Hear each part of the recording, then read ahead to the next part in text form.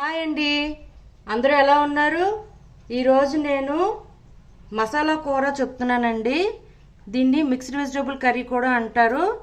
దీనికి కావాల్సింది ఇవి చిక్కుడు పిక్కలండి. ఇవి డ్రై చిక్కుడు పిక్కలు. ఇవి సంవత్సరం పాటు నిల్వ ఉంటాయండి.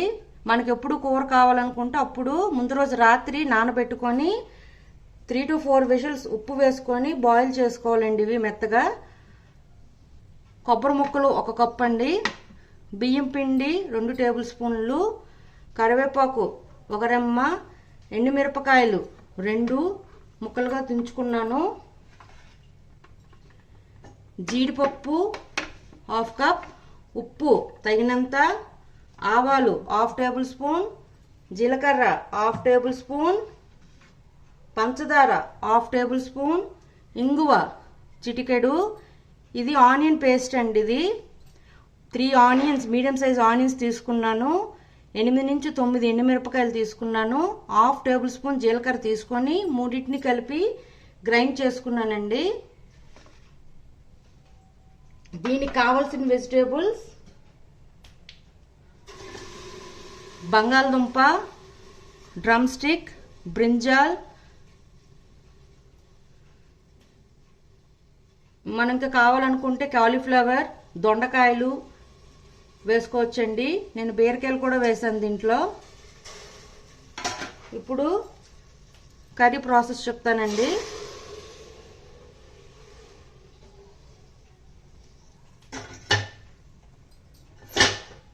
పొయ్యి మీద కుక్కర్ పెట్టుకొని ఆయిల్ వేసుకోవాలండి.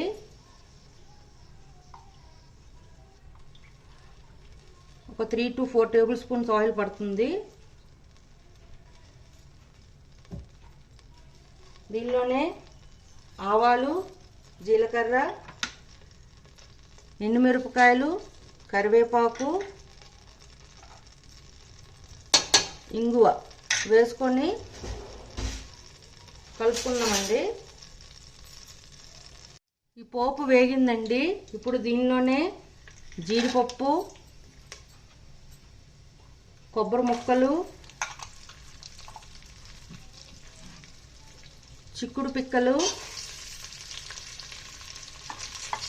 వేసేసి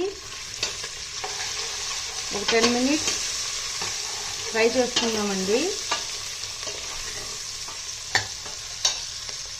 ఇప్పుడు మనం ముందుగా గ్రైండ్ చేసి పెట్టుకున్న ఈ పచ్చి మసాలా కూడా వేసేస్తున్నానండి.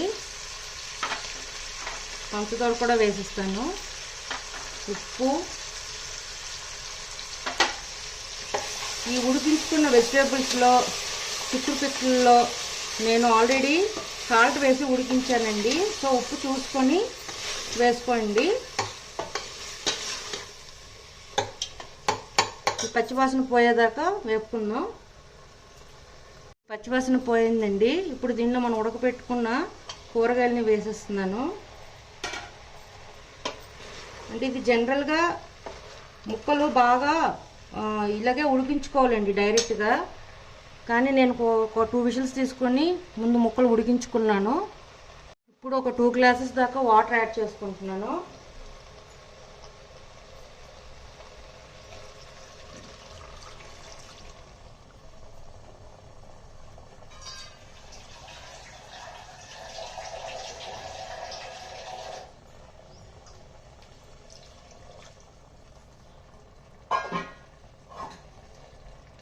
ఇప్పుడు దీన్ని బాగా బాయిల్ అవ్వాలండి. ఇది కొంచెం వాటర్ వేసాం కదా, ఒక 10 to 15 మినిట్స్ ఇలా కొద్ది దగ్గరికి అయ్యాక బాయిల్ అయ్యిందండి. నేను ముందుగా వరిపిండి తీసుకున్నాను కదా, దాంట్లో కొంచెం వాటర్ యాడ్ చేసుకొని ఇలా థిక్గా వేసుకుంటే ఇది కొంచెం చిక్కబడుతుందండి.